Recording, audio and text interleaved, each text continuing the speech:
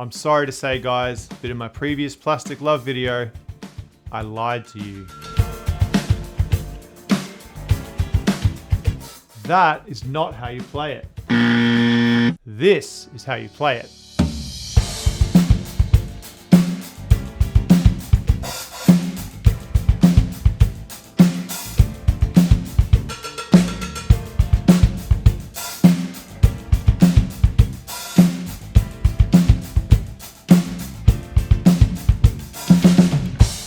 Now, I was really happy with my Plastic Love video until a YouTube commenter pointed out one little flaw in it. It's not true. That's impossible. That's right. The drummer on the original recording, Aoyama-jun-sama, or Alex. On drums is Alex. Played all those 16th note hi-hats with one hand only. So I'm making this second video for two reasons. First, I don't want to be a liar. Second, I just wanted to prove it to myself that I could do it properly. Now, before we get into the lesson, I want to offer a quick disclaimer. If you're playing this song and one hand on those hi-hats is just going to be way too much, then feel free to keep playing alternating hands on the hi-hats. Feel free to check out my previous lesson. If you can make it feel good and sound good like that, then go right ahead. I have no problem with it. But if you are up for the challenge of playing Plastic Love with all those hi-hats on one hand, then this is just a lesson for you. Let's get into it.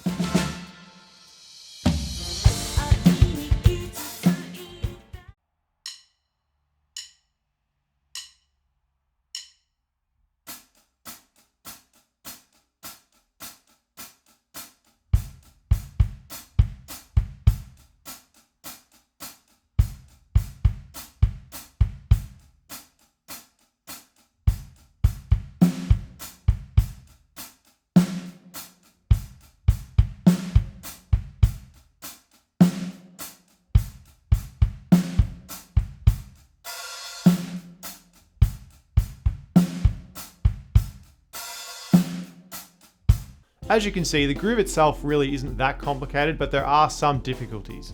Now, the first challenge is making it feel good. Second challenge, playing it fast for a long period of time. And the third challenge is to make it feel good while you play it fast and for a long period of time. Challenge number one, making it feel good. It doesn't matter if you're playing all the correct notes, or even if you're playing really fast, if it doesn't sound good and feel good. You've got to set it at a slow tempo where it's comfortable to play and then work your way up from there. I've created a super aesthetic vaporwave remix of Plastic Love, and I believe the tempo is about 78, 80, something like that, so feel free to download that and practice with that one to get you started.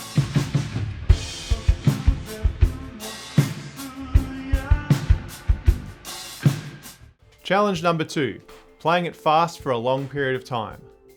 Now, in order to build up the endurance, I used an exercise from a fantastic drum teacher called Jay Fenichel over at the YouTube channel Drummer's Almanac. He has a video called 4 Ways to Play Fast 16th Notes with One Hand. I'll link it below.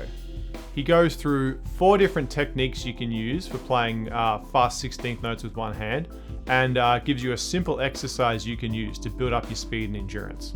Now, I chose the Meinl technique for Plastic Love, Meinl 2s to be precise, and I worked on it for about a month.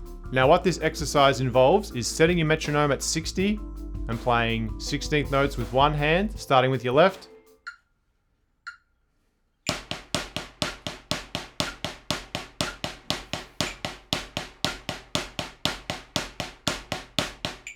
Do that for a minute, and then do it with your right hand.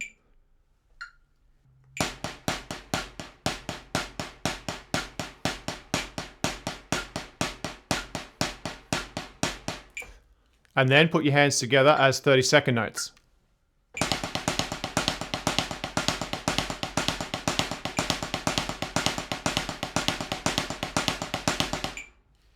So you do that for a minute each, left, right, both, and then you repeat the process 65, 70, 75, 80, 85, 90, and you just keep going, and you play as long as you can at the really high tempo, at your goal tempo. So for me, it was 103, 104, 105, and I would sit there and put it on 105, And yeah, try and play that exercise and see how long I could go. See if I could play it for the whole minute, and it really, really helped. Another tip to help me play this faster and for a long period of time was just to use lighter drumsticks than normal. Usually I'd use 5Bs. I've used 5Bs for a long time, but I found for this, it was really helpful just to go down a size and try some 5As. Now this leads me on to my second tip, which is don't play too hard. This song is supposed to be funky and cool. It's not supposed to sound like a blast beat. Now, last of all in this section, make sure you make the most of any of the tiniest little rests you get. You'll notice there's a lot of open hi-hats in this song, so make the most of those. Have like little micro rests. When you're playing, you're actually playing 15 notes on the hi-hat every bar a lot of the time, not 16. That might not sound like much, but by the 4.5 minute mark, you'll be glad that they're there. So make the most of any chance you get to rest. So relaxing.